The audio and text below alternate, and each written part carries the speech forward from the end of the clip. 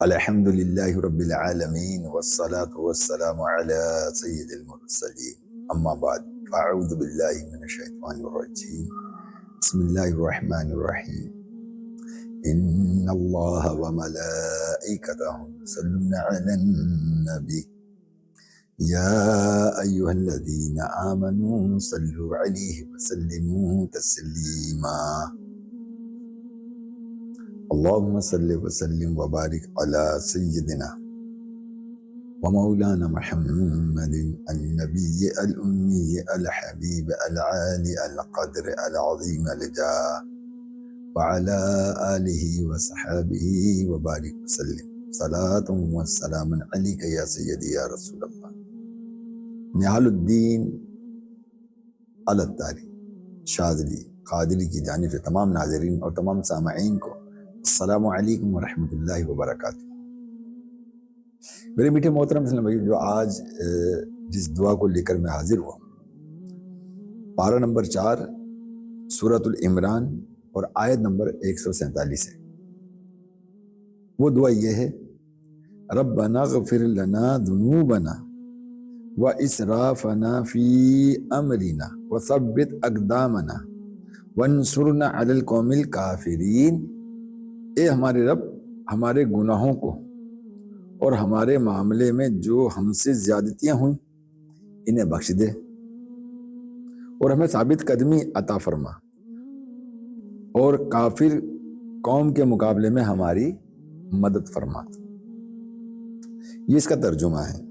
اچھا، اس کو جیسے کہ پہلے بھی عرض کرتا رہا ہوں کہ ہمیں بعض دعا کو سمجھنے کے لیے ہمیں پیچھے جانا ہو، تو پیچھے کی آیت ہم لیتے ہیں: وَمَا كَانَ قَوْلَهُمْ إِلَّا أَن قَالُوا رَبَّنَا اغْفِرْ لَنَا ذُنُوبَنَا إِسْرَافَنَا فِي أَمْرِنَا وَثَبِّتْ أَقْدَامَنَا وَانصُرْنَا عَلَى الْقَوْمِ الْكَافِرِينَ. اور وہ اپنی اس دعا کے سوا کچھ بھی نہیں کہتے تھے کہ اے ہمارے رب، ہمارے گناہوں کو اور ہمارے معاملے میں جو ہم سے زیادتیاں ہوئیں بخش دے اور ہمیں ثابت قدمی عطا فرما اور کافر قوم کے مقابلے میں ہماری مدد فرما. میرے میٹھے محترم اسلام بھائی، اس دعا میں تفسیر صراط الجنان میں جو مختصراً باتیں ارشاد فرمائی گئی وہ عرض کرتا ہوں. وما کان قولہم الا ان قالوا ربنا، اس حوالے سے، اور وہ اپنی اس دعا کے سوا کچھ بھی نہ کہتے. مطلب یہ کہ رسولوں کے ساتھی تکالیف پر بے صبری نہ دکھاتے اور دین کی حمایت اور جنگ کے مقامات میں ان کی زبان پر کوئی ایسا کلمہ نہ آتا جس میں وہ گھبراہٹ یا پریشانی یا تزلزل یعنی ڈگمگانے کا شائبہ بھی ہوتا، بلکہ وہ ثابت قدم رہتے اور مغفرت، ثابت قدمی اور فتح و نصرت کی دعا کرتے.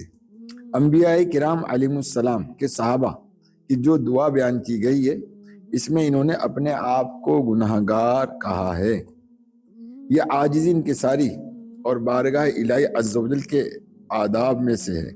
لیکن لطف کی بات یہ ہے کہ وہ خود کو گناہگار کہہ رہے ہوں، ہے نا، اور ان کا پروردگار عز و جل انہیں ربانی کسے کہتے ہیں؟ ربانی کہتے ہیں اللہ والے، ہے نا، فرما رہا ہے. یعنی وہ خود کو گنہگار کہتے ہیں اور رب تعالیٰ ان کے بارے میں ارشاد فرماتا ہے یہ تو ربانی ہے، یعنی یہ تو اللہ والے ہیں. اور حقیقت میں لطف کی بات یہی ہے کہ جب بندہ خود کو گنہگار کہے اور اس کا رب عز و جل اسے ابرار یعنی نیکوکار فرمائے. اس حوالے سے مجھے مفتی احمد خان نعیمی رحمۃ اللہ تعالیٰ علیہ فرماتے ہیں کہ تفسیر نعیمی میں کہ 3 قسم کے لوگ ہوتے ہیں نا. پہلے نمبر پہ تو مذنبین، اور دوسرے نمبر پہ جو ہے محفوظین، اور تیسرے نمبر پر معصومین. اچھا، مذنبین سے جو مراد ہے وہ گناہ گار لوگ ہیں. ایسے گناہ گار لوگ ہیں کہ جو مطلب گناہ کر کے اللہ کی بارگاہ میں معافی مانگتے ہیں کہ ہم سے گناہ ہو گیا، ہمیں معافی چاہیے، غلطی ہو گئی، ہے نا، بھولے سے ہو گئی. یہ مذنبین کہلاتے ہیں. اور جو محفوظین ہے نا، جو مطلب گناہوں سے محفوظ رہتے ہیں، وہ حضرات جو گناہ نہیں کرتے مگر اللہ کی بارگاہ میں معافی مانگتے ہیں، ان کو کہتے ہیں محفوظین. یعنی وہ ہر حالت کے اندر مطلب یہ ہے کہ گناہ نہیں ان سے سرزد ہوتا. اور اکثر اس میں جو نا اولیاء کرام اس زمرے میں آتے ہیں.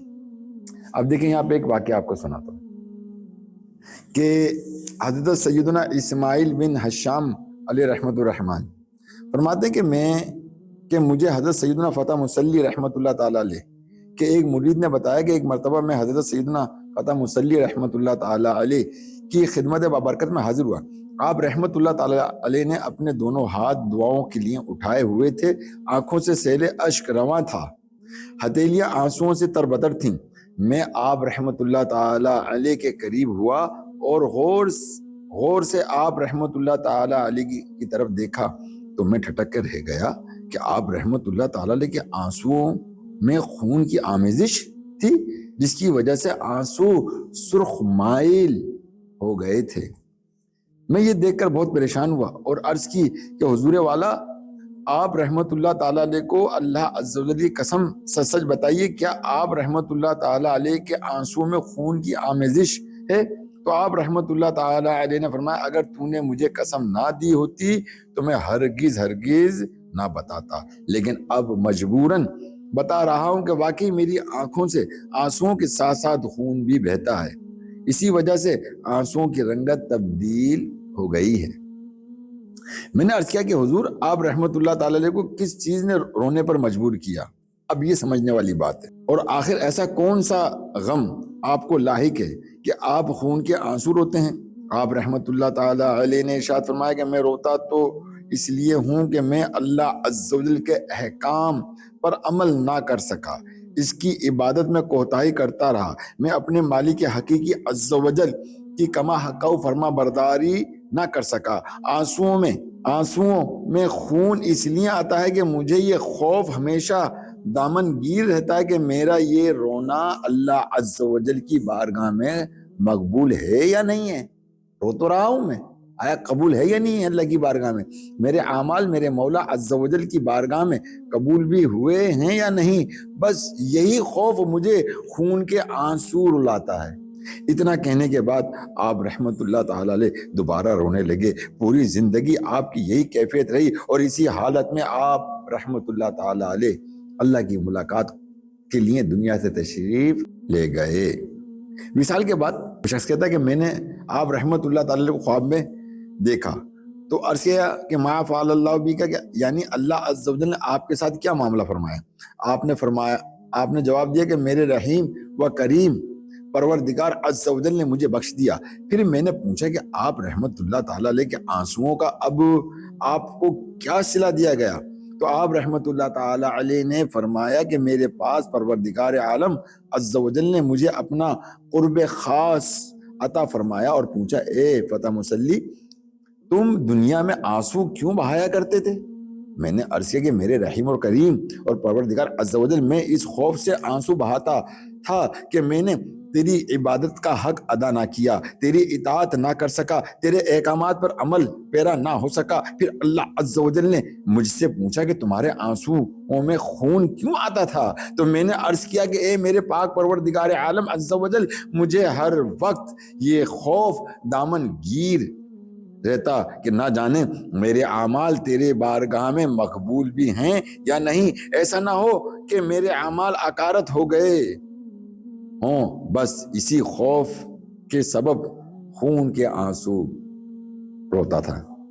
یہ سن کر میرے پاک پروردگار عالم عز و جل نے ارشاد فرمایا, اے فتح مسلی, یہ تیرا گمان تھا کہ تیرے اعمال مقبول ہیں یا نہیں. مجھے میری عزت و جلال کی قسم 40 سال سے تیرے نامہ اعمال میں 40 سال سے تمہارے نامہ اعمال میں تم پر نگہبان فرشتوں یعنی کرامن کاتبین نے ایک گناہ بھی نہیں لکھا. اللہ اکبر, اللہ اکبر. تو دیکھا پیارے اسلامی بھائیو, یہ ہیں محفوظین, محفوظ رہنے والے, گناہوں سے بچنے والے. اسی طرح میرے پیارے محترم اسلامی بھائیو, ہمارے بزرگوں کا حال یہ ہوتا تھا, ہم دنیا میں ذلیل ہو جائیں مگر آخرت میں ذلیل اور رسوائی سے بچیں. ہم بے شک دنیا کے اندر ابتر حالت میں ہوں مگر اللہ کی بارگاہ میں ایسا نہ ہو. یعنی وہ اصل عزت جو ہے اللہ کی بارگاہ کو اہمیت دیا کرتے تھے کہ ایک بزرگ کا فرمان ہے کہ ساری دنیا مجھے مردود کہے اور رب کریم عز و جل کی بارگاہ میں مقبول قرار پاؤں، اس سے بہتر ہے کہ ساری دنیا مجھے مقبول کہے اور رب کریم عز و جل کی بارگاہ میں مردود قرار پاؤں۔ تو آیت سے یہ بھی معلوم ہوا کہ اللہ تعالیٰ کی بارگاہ میں اپنی حاجت پیش کرنے سے پہلے توبہ استغفار کرنا آداب دعا ہے۔ تو پیارے محترم سمجھ، یہ تھے وہ کون کہ جو محفوظین تھے، جو گناہوں سے مطلب یہ ہے کہ دور بھی رہتے تھے مگر اللہ کی بارگاہ میں معافیاں مانگتے تھے، توبہ استغفار کرتے تھے، گناہ نہیں ہوتا تھا مگر پھر بھی توبہ استغفار کیا کرتے تھے اللہ کی بارگاہ میں، اور ڈر اور ایک خوف رہتا تھا، ڈر ایک خوف رہتا۔ اچھا، معصومین یعنی معصوم ان کو کہا جاتا ہے کہ نیکیاں کر کے معافی مانگتے ہیں اور خدایا ہماری نیکیاں تیری بارگاہ کے لائق نہیں ہیں، اس کوتاہی کو بخش دے۔ تو دیکھا معصوم وہ لوگ ہیں، حقیقت میں معصوم تو ان کو ہی کہا جاتا ہے کہ جو مطلب جس کے بارے میں شرعی حکم ہے کہ گناہ اور خطا اور بھول چوک اور برائی سے پاک یا محفوظ۔ شرعی اصطلاح میں یہ صرف انبیاء اور فرشتوں کے لیے مخصوص ہے جنہیں اللہ تعالیٰ نے گناہوں سے پاک رکھا۔ لغوی طور پر یہ لفظ معصوم، بھولا، سادہ لوح اور بے قصور یا پاک دامن کے معنوں میں استعمال ہوتا ہے، عام طور پہ یہ استعمال ہوتا ہے۔ اچھا، بچے کو بھی کہہ دیتے ہیں عام طور پہ، مطلب یہ ہے کہ بھائی یہ بچہ بھی معصوم ہے، ٹھیک ہے نا۔ معصوم جو ہے نا مطلب یہ صرف انبیاء اور فرشتے ہیں کہ ان سے گناہ سرزد نہیں ہوتا، ٹھیک ہے نا۔ اچھا، کوئی اللہ کا ولی جو ہوگا اس کو بھی معصوم نہیں کہہ سکتے۔ ہاں، یہ ضروری ہے کہ بچوں کے لیے مطلب جو بات یہ کہہ دی جاتی ہے کہ معصوم ہے تو اس کا مطلب یہ شرعی اعتبار سے نہیں ہوتا کہ مطلب یہ معصوم ہے۔ یہاں جو مطلب ہوتا ہے وہ اصطلاحی معنی ہوتے ہیں کہ یار یہ سیدھا سادہ سا ہے، بھولا سا ہے، بھی نہ سمجھ ہے، اس کو کچھ پتہ نہیں ہے۔ تو ایسے چھوٹے بچے کو نہ سمجھ اور کمسن بچے کو مطلب معصوم اگر کہہ بھی دیتے ہیں تو اس کے کہنے میں کوئی شرعی گرفت نہیں ہے، کیونکہ یہاں معنی جو ہیں وہ شرعی اعتبار سے نہیں ہیں، وہ اصطلاحی معنی ہیں۔ تو یہ تو ایک مسئلہ میں نے آپ کو معصومین کے حوالے سے بتا دیا۔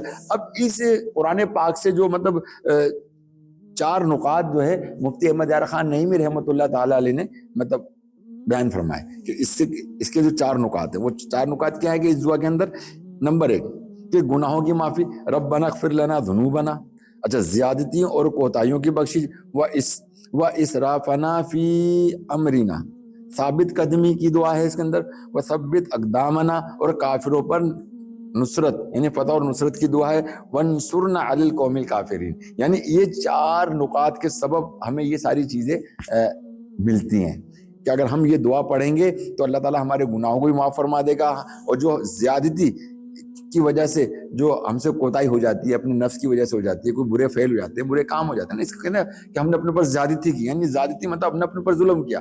در حقیقت میں ہم خود ظالم ہیں، کیونکہ ہم اپنے نفس پر ظلم کرتے ہیں، گناہ کر کے، غیبت کر کے، چغلی لگا کر، بد نگاہی کر کے، اور مطلب یہ ہے کہ بد فعلیاں کر کے، ہے نا، اس طرح سے شراب پی کر، جوا کھیل کر، یہ سب ہم اپنے نفس پر ظلم کرتے ہیں، ہم ظلم کرتے ہیں، ہم ظالم ہیں اس لحاظ سے۔ تو اس کو کہا جاتا ہے زیادتی۔ تو ہم نے اپنے اوپر زیادتی کی گناہوں کے سبب، ٹھیک ہے، تو ہم اللہ کی بارگاہ میں شرمندہ ہے کہ مانا کہ ہم نے زیادتی کی۔ تو ایک بات دعا کے آداب میں سے یہ بھی بتا دو، اگر کوئی دعا قبول اللہ کی بارگاہ میں کروانی ہے تو پہلے اللہ کی بارگاہ میں عاجز انکساری کے ساتھ، عاجز انکساری ہمارے پاس، ہم تو حقیقت میں ہمارا یہ حال ہے، یہ تو صحابہ کرام کا حال ہوا کرتا تھا۔ انبیاء علیہ السلام کا مطلب یہ حصہ ہے کہ وہ عاجز انکساری سے اللہ کی بارگاہ میں دعا کرتے تھے۔ ہم تو بھائی مطلب سراپا گناہ گار ہیں یار، ہمیں تو مطلب اللہ کی بارگاہ میں پہلے اپنے گناہوں کو رکھو، اس کی معافی تلافی کریں، اور پھر اللہ کی بارگاہ میں جو بھی ہماری منشا والی دعا ہے وہ پیش کر دیں کہ انشاءاللہ تبارک و تعالیٰ اس کی برکت سے ہماری دعائیں قبول اور مقبول ہوں گی۔ اللہ تعالیٰ کی بارگاہ میں دعا ہے جو بھی کچھ سنت پر عمل کرنے کی توفیق رفیق عطا فرمائے، آمین۔ وخاتم النبیین صلی اللہ علیہ وآلہ وسلم۔ السلام علیکم ورحمۃ اللہ وبرکاتہ۔